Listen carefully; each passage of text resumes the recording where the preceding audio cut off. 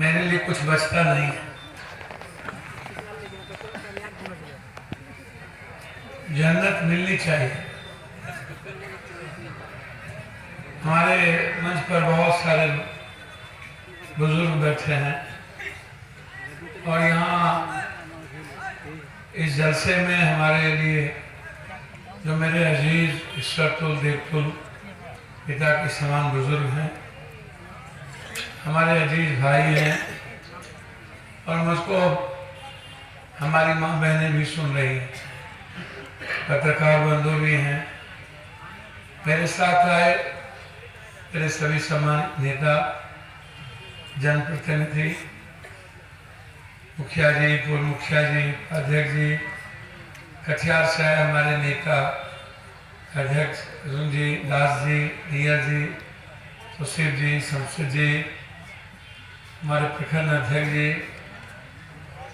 अधीर बाबू, सभी बगल से मुखिया जी, पूर्व मुखिया आसिफ जी, बहुत सारे राजेश जी, बहुत सारे लोग। इन्होंने जब जन्नत की बात की तो मुझको याद आया मोहम्मद साहब ने जन्नत के लिए किसको चुना? अपने बंदे के रूप में हजरत को चुना। जन्नत मिले हजरत हुसैन चाहते थे। ऐसी जन्नत की जरूरत नहीं है जहां हजरत हुसैन की तारीख ना लिखी, उसकी कुर्बानी ना याद, इंसानियत के पैगाम पर जन्नत है, मोहब्बत के रास्ते जन्नत में।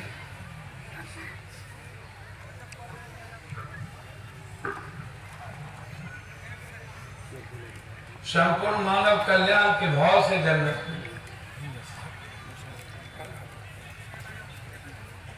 अल्लाह के द्वारा, ईश्वर के द्वारा बनाए हुए जो ये रचना है उसकी खूबसूरती पर जन्नत में। इंसानियत के मुस्कुराहट के रास्ते से जन्नत में। ऐसी जन्नत क्या मतलब जहां से आंसू के रास्ते बने।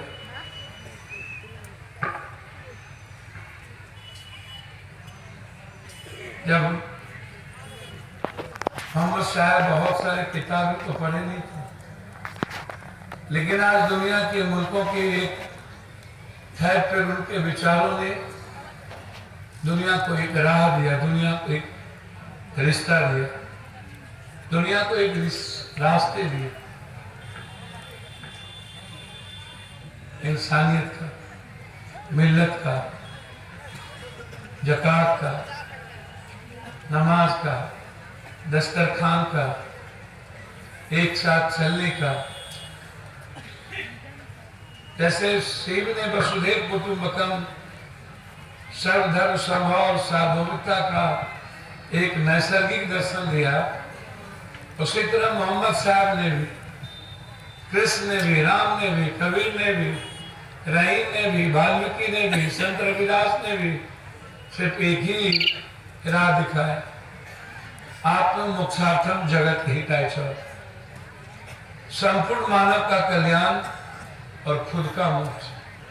बिना दूसरों के कल्याण के मोक्ष की कल्पना करना गुनाह है।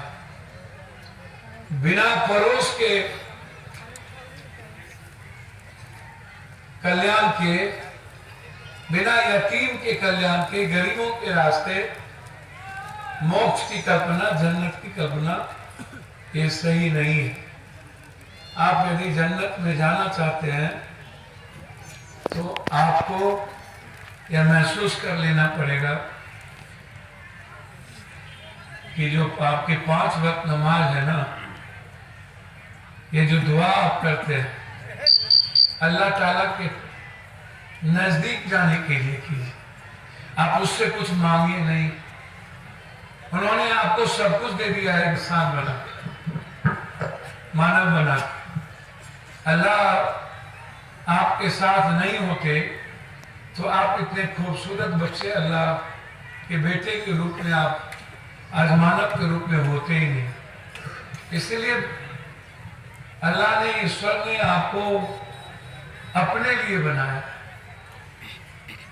आपकी भूमिका तय कर दिया है कि जो मेरा बंदा है ये मेरे रास्ते को दुनिया के लिए एक मुकम्मल रास्ता देगा। आप अल्लाह के विचारों से चलिए ना। जब मोहम्मद साहब की एक छोटी सी विचार पूरी दुनिया को अपनी ओर मजबूर कर दिया, उस विचारों को के साथ जीने पर, फिर आप मुसलमान बन के सिर्फ क्या कीजिएगा? मुझको क्या लगता है, मैं मुसलमान नहीं हूं, लेकिन मेरे खूनों में, नसों में संपूर्ण विचारधारा अल्लाह का, ईश्वर का कंप्लीट रूप से पल पल में जीता हूं उनके रास्ते, उनके लिए। कभी भी सच्चाई के रास्ते के अलावा दूसरी बात नहीं करता। झूठ से नफरत है मुझे। इंसानियत के बगैर दूसरी बात करना गुनाह है, गुनाह है। नफरत मन में आ जाए तो नमाज कैसी? मोहब्बत के रास्ते तय करें। यदि आप सही माने में मुसलमान हैं, तो हमारे मौलाना साहब ने तो आपसे कह दिया और आपसे कई प्रश्न करके झूठ के हाथ भी उठवा लिए। मौलाना साहब, परंपराओं पर जीने की आदत हो गई है। हम समय काल पात्र के अनुसार अपने जीवन को नहीं बदल रहे। आज पूरी दुनिया कैसे जी रही है, पूरी दुनिया कहां जा रहा है, पूरी दुनिया क्या चाहती है, फिर भी हम ईश्वर और अल्लाह के रास्ते अपने जीवन की खूबसूरती का निर्माण नहीं कर पाते। एक नेक इंसान, यदि मोहम्मद साहब ने हजरत को चुना तो राम ने हनुमान को चुना। राम ने सबरी का जूठा खाकर मानवता को रास्ता दिया। राम ने मल्लाहों के उस नाव पर बैठकर मोहब्बत के रास्ते दिए। राम ने खूबसूरत वाल्मीकि को अपने जीवन में तराशने के रास्ते दिए। कृष्ण ने अर्जुन को चुना। कृष्ण ने सुदामा को अपने रास्ते आने पर मजबूर कर दिया। बुद्ध ने अशोक को अपने रास्ते आने पर मजबूर कर दिया। अशोक वैसे सिकंदर नहीं बना। इसीलिए आप इस बात का बिल्कुल ख्याल रखिए। इन्होंने एक बात आपको कह दी कि आपको वर्तमान में जीना होगा। हम बड़ी बड़ी लड़ाई इस देश में बहुत सारे विचारों के खिलाफ हम लड़े। हजरत हमेशा मोहम्मद साहब दूसरों के विचारों का सम्मान करते थे। मोहम्मद साहब दूसरों के धर्मों का सम्मान करते थे। मोहम्मद साहब खुद से ज्यादा दूसरों के समाज और समूह का सम्मान करते थे। हम लोग अपनी बात करते। जिस दिन मुसलमान मोहम्मद साहब के रास्ते दूसरों के विचारों का सम्मान श्रेष्ठ करके मानने लगे, उसी दिन मोहम्मद साहब की जो ये इस्लाम है ना, ये जहां आप लोगों के और हम लोगों के कारण रुका है, दुनिया की ओर बढ़ जाए, इसका ख्याल रखिए। इस्लाम ने बहुत नया चीज दिया। जैसे बुद्ध ने क्या कहा था, अपो दीपो भवा, हमारे भीतर का यजीद, हमारे भीतर का रावण, हमारे भीतर का कंस, हमारे भीतर का अहंकार, हमारे भीतर का नफरत, इसको जलाकर, इस अंधकार को मिटाकर एक नूतन प्रकाश करना, हजरत का जन्म, और फिर एक अच्छे इंसान से मोहम्मद के रास्ते को आगे बढ़ाना, उसके पैगाम को जन जन तक पहुंचाना, खुद के एक खूबसूरत इंसान के रूप में निर्माण। बगैर एक अच्छे इंसान के आप इस्लाम के रास्ते नहीं चल सकते। आप किसी भी अच्छे रास्ते को चयन नहीं कर सकते। इसीलिए हम सबको ये मान के चलना होगा कि आज जैसे छोटी सी घटना मैं बता रहा हूं इजराइल और हमास की, क्या ये जिम्मेदारी पूरी दुनिया के मुल्कों की नहीं है कि जब कोई जुल्म हो तो उसके खिलाफ एक आवाज उठनी चाहिए? मोहब्बत के रास्ते, हम नफरत का रास्ता का चयन की बात नहीं करते। हम जुल्म के खिलाफ जुल्म की बेइंता से नहीं लड़ना चाहते, लेकिन जुल्म के खिलाफ लड़ने की, कुर्बानी देने की हिम्मत होनी चाहिए ना।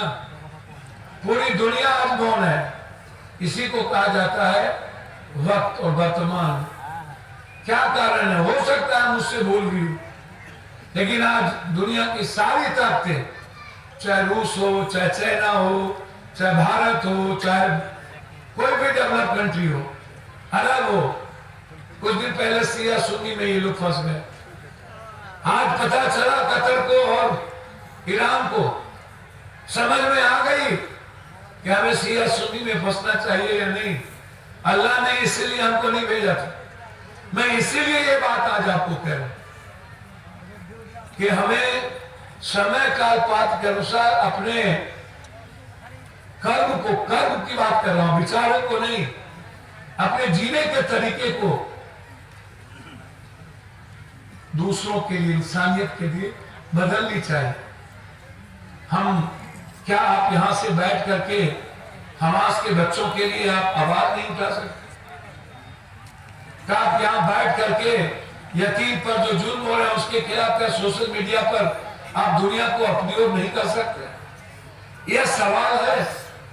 अब जैसे इन्होंने मदरसे को लेकर एक जलसा जब होता है तो जलसा कभी कुरान शरीफ साहब में जब बच्चे तालीम होती, इन्होंने कहा कि ये मदरसे में जब कुरान शरीफ साहब झूम के वो पढ़ते हैं, हर बच्चे को दुनिया में, चाहे कोई कुरान शरीफ साहब पढ़ता हो, चाहे गीता या रामायण या बाइबिल या उसके जीवन जीने की खूबसूरती का शुरुआत है।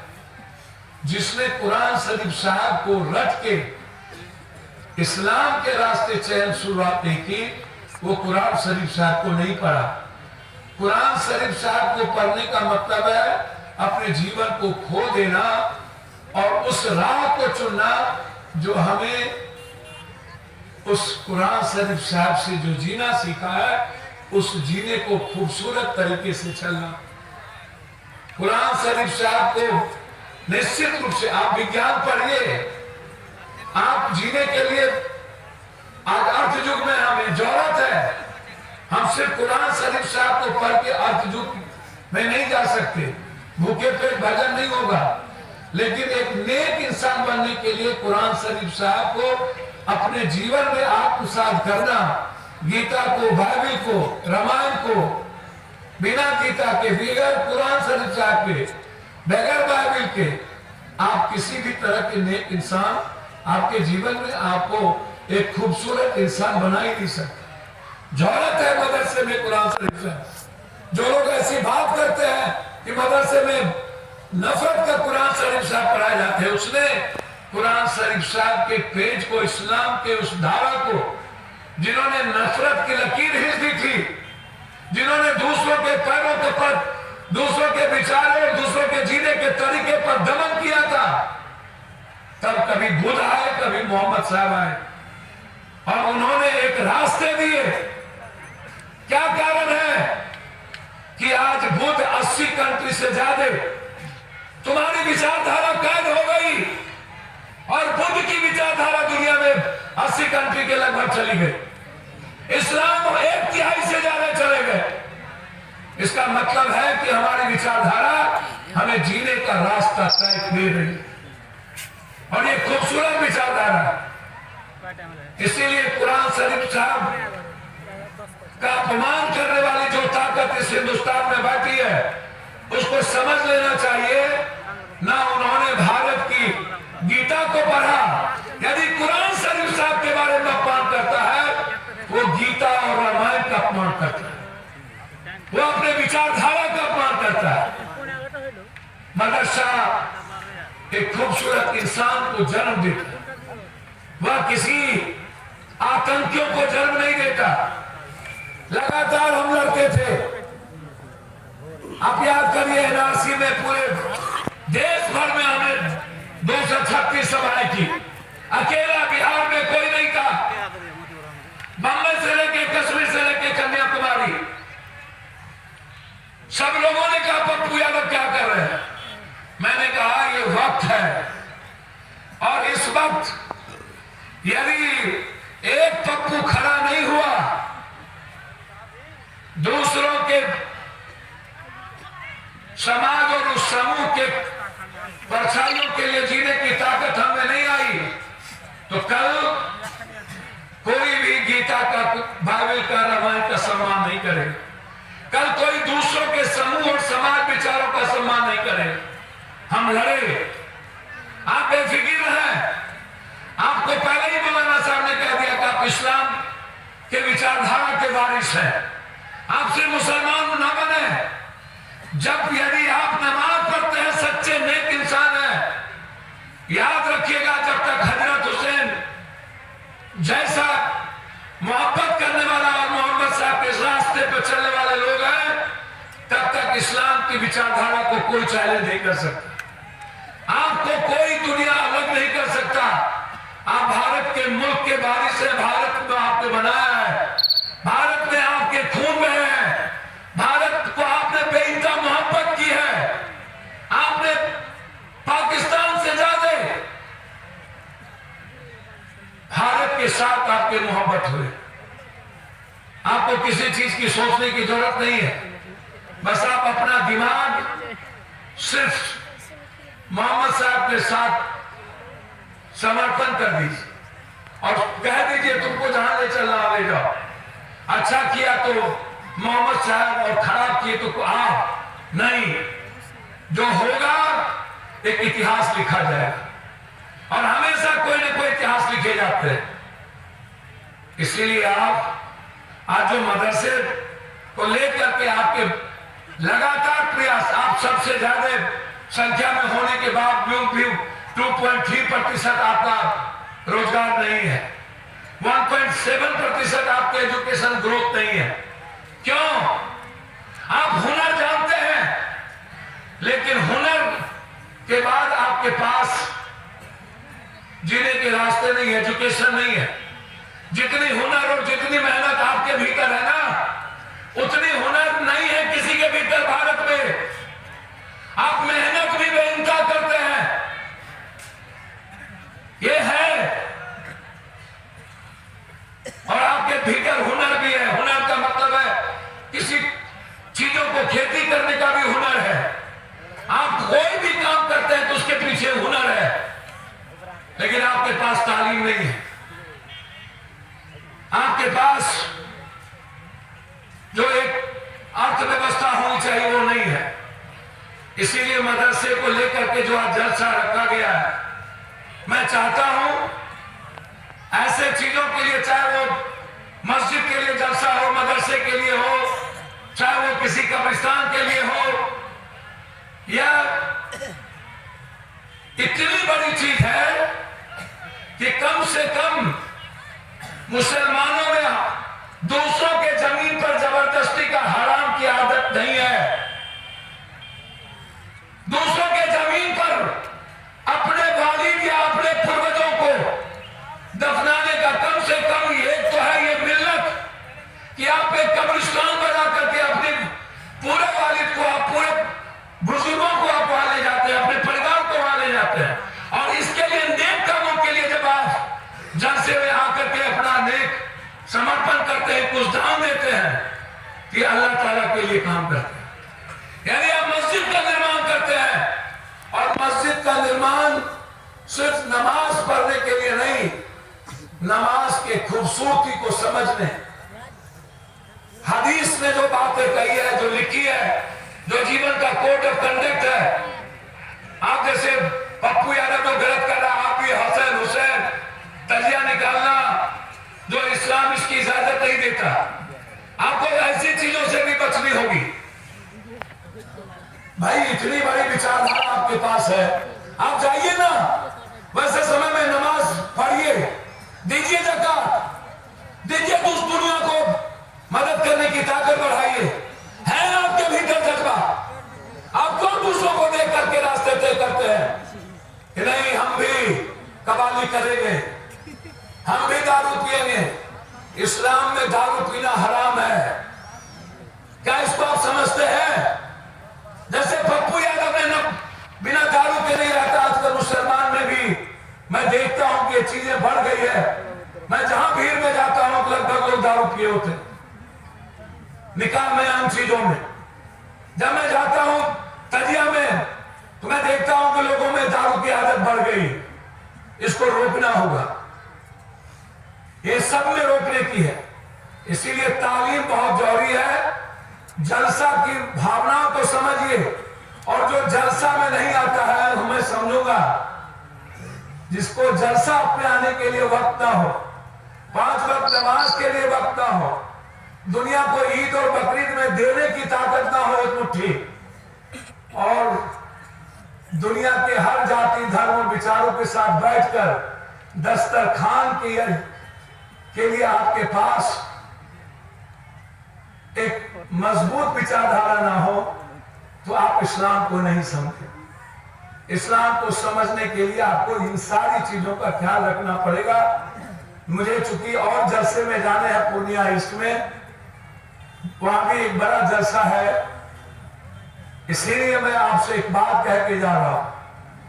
वैसे आप बहुत मजबूत कौम और विचारधारा वाले हैं, पप्पू यादव की जरूरत आपको नहीं है, लेकिन मैं जब तक जिंदा हूं, दुनिया का कोई भी संकट, कोई भी परिस्थितियां, दुनिया की कोई भी ताकत कभी भी आपके विचारधारा और आपके जीने पर रास्ते पर खड़े होगा तो उससे पहले पप्पू यादव के रास्ते से टकराना होगा।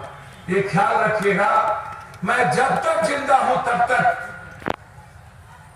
आप नमाज पढ़ते, इस्लाम पढ़ते, मेरी जरूरत फिर कह रहा हूं नहीं होगी, लेकिन जब तक जिंदा हो तब तक आप हो या कोई कमजोर, कोई जाति, कोई वंचित, मैं हर जाति, वंचित, कमजोर, गरीब और हर उस वर्ग समूह विचारों के लिए मरने का जज्बा पप्पू में है। जो जज्बा हजरत हुसैन में थी वही जज्बा पप्पू में है।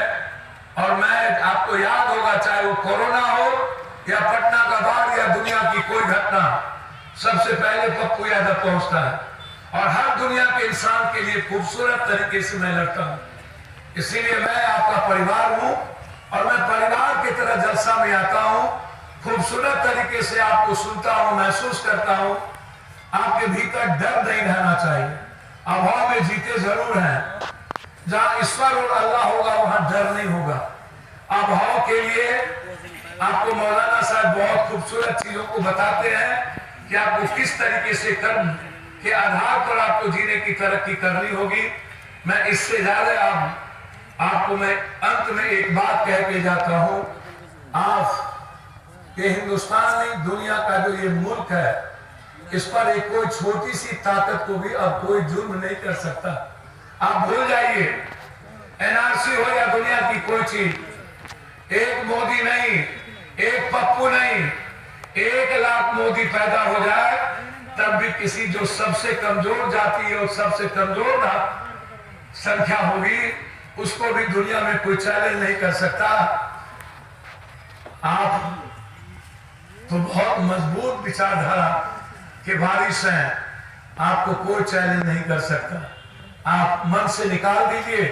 इस जलसा के माध्यम से मैं आपको कह रहा हूं और इस जलसा के माध्यम से मैं कहूंगा, जो नौजवान बच्चों के हाथ में मोबाइल है, आप इजराइल की गलत तरीके के खिलाफ, इजराइल ने जिस तरीके से युद्ध की तैयारी कर ली और पूरी दुनिया युद्ध के रास्ते की ओर ले जा रहे हैं, आप इसको दुनिया से कहिए कि आप आवाज उठाइए इंसानियत की मिल्लत और नफरत को खत्म करने के लिए।